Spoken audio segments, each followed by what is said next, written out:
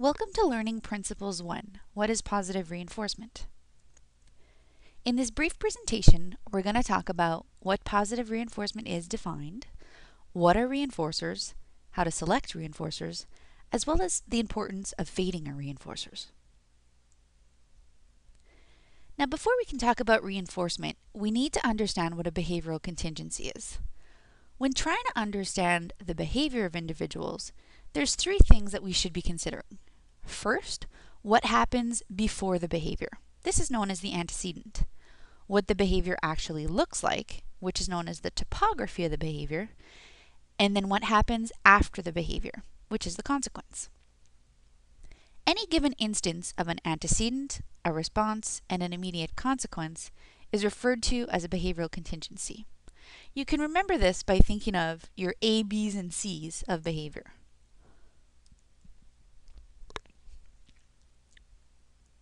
Now, as I just mentioned, an antecedent is what happens immediately before a behavior occurs. So let's look at some examples. An alarm going off is an antecedent for the behavior of pressing the off button, or maybe pressing the snooze button. A teacher calling your name in class is an antecedent for the behavior of a student saying yes. A child laughing in the classroom could be an antecedent for another child to start laughing. And your boss telling you to do something is an antecedent for you to do it. The consequences are what happen immediately after the behavior occur. Let's look at some examples of that. So the behavior of opening a faucet will give you a consequence of water coming out. Completing your worksheet might get you a consequence of getting a sticker or a praise or a thumbs up from a teacher. Calling mom during the night may result in mom coming in. And throwing a tantrum is a behavior that could result in a demand being removed. Okay, now let's talk about what positive reinforcement is. If in a given situation a behavior is immediately followed by a reinforcer, then that person is more likely to do the same thing again when he or she next encounters a similar situation. What's important to remember here is that by nature of the definition, reinforcement always increases behavior.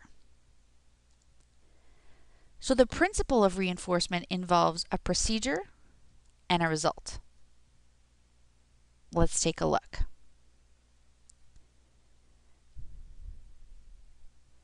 So a behavior occurs. Right after the behavior, we provide a reinforcer, which could be praise, it could be an item, and the result is that that behavior is likely to happen more often again because of the reinforcer that was delivered. Let's look at some everyday examples. Here you have a young girl who's holding the door open for a woman. Her behavior is holding the door open. Now what's the reinforcer? The woman says thank you to the young girl for holding the door open. As a result, chances are the young girl is likely to hold the door again open in the future because she was thanked. She was reinforced for doing so. Let's look at another example. Here you have a young child who asks for milk. After asking for milk, he gets the reinforcer. He gets a glass of milk. So chances are he's more likely to ask for milk in the future because the behavior of asking for milk resulted in the reinforcer, a glass of milk. Here's another example. Here you have a young child who's engaging in a tantrum behavior. Let's say he's throwing a tantrum because he wants to go outside for recess early. Nobody wants a tantruming child. We understand that. So let's say that the teacher says, okay, let him go out to recess early. So right after the tantrum occurs, the child gets early recess. What's the result? What we could potentially see is an increase in tantrums because right after the behavior of tantruming occurred, the child got early recess, got a reinforcer. So here's an example of reinforcing an inappropriate behavior or increasing a behavior that we would not want to increase. I'll give you one more example.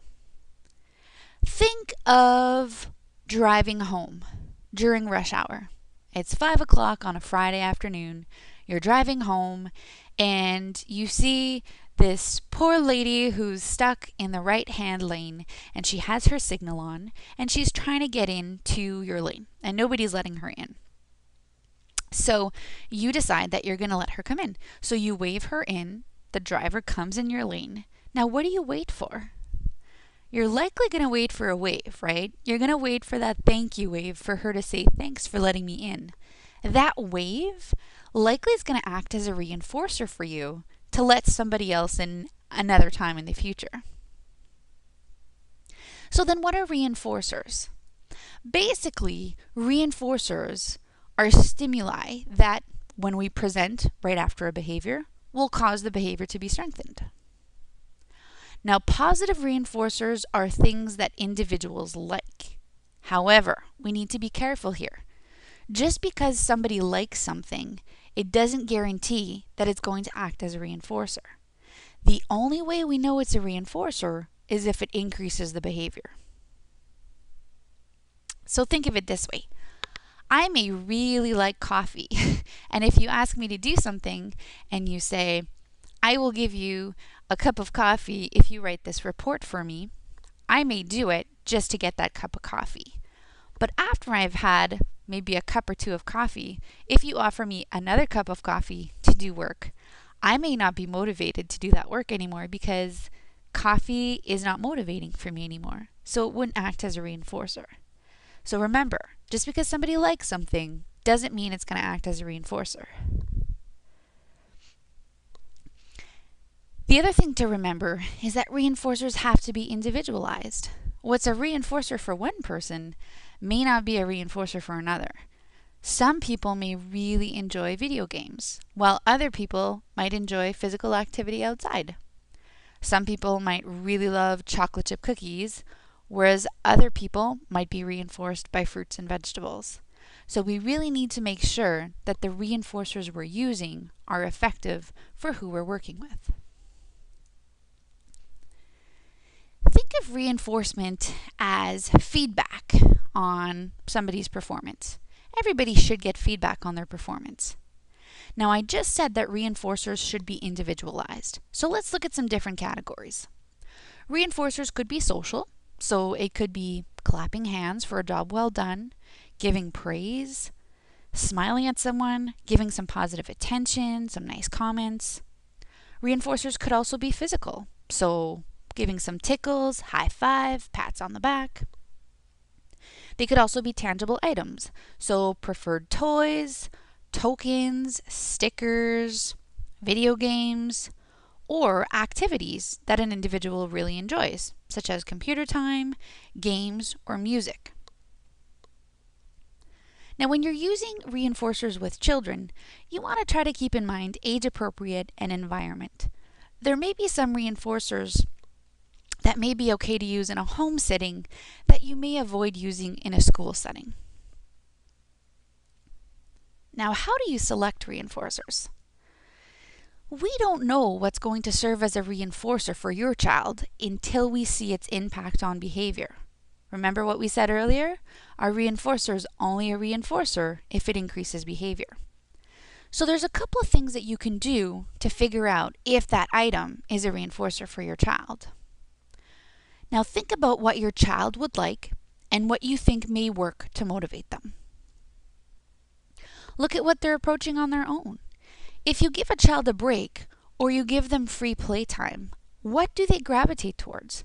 If they continue to go to the same activity or they continue to ask for a particular car or a particular game, chances are that particular car or that particular game may act as a reinforcer because they're seeking it out. Look at what they're consuming.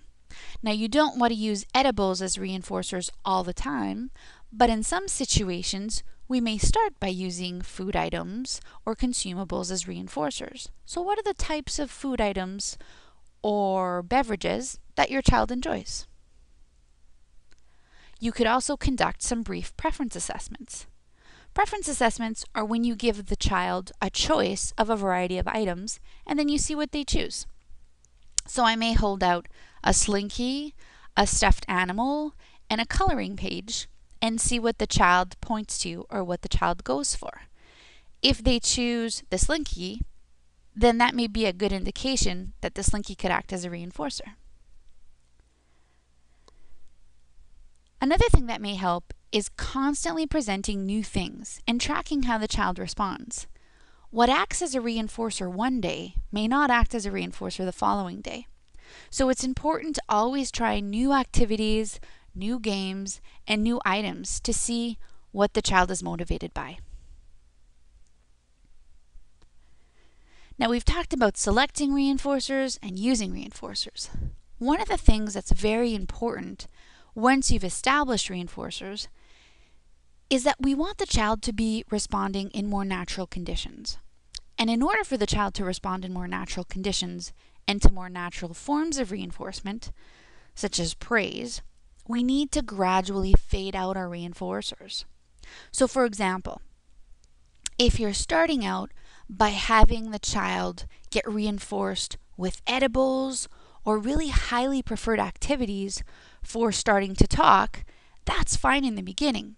But eventually, we want the child to begin to talk for more natural forms of reinforcement. So we want the child to be speaking not because they're getting the highly preferred activities, but we want the child to talk because of their results.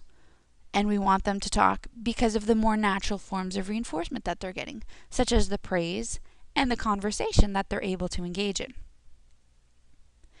Now you need to be careful here. When fading your reinforcement, it needs to be done carefully and gradually.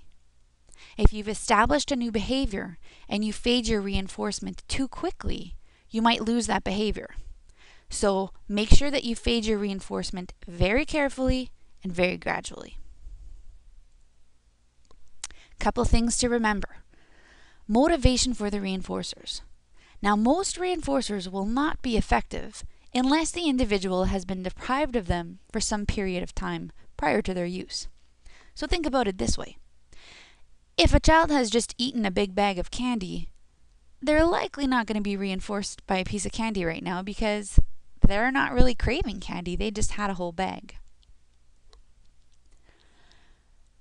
Think of the timing of the reinforcer as well. If you are going to be using edibles, for example, would edibles be more powerful before lunch or after lunch? If you answered before lunch, you're absolutely correct. An edible reinforcer would probably be more powerful right before lunch because before lunch, the child is more likely to be hungry. So if you're hungry, you're more motivated for food. One last thing to remember is that if they can get it for free, it's going to be hard to use it during sessions. So you want to control their access to those reinforcers. For example, if you have a child who really enjoys a video game or really enjoys a computer or an iPod, if that child has access to the iPod 12 hours a day, it's going to be probably pretty difficult to have them work for the iPod or have them have to give up the iPod during sessions. So as much as possible, we want them to have access to it, but not all the time. Thank you, and good luck with your reinforcement.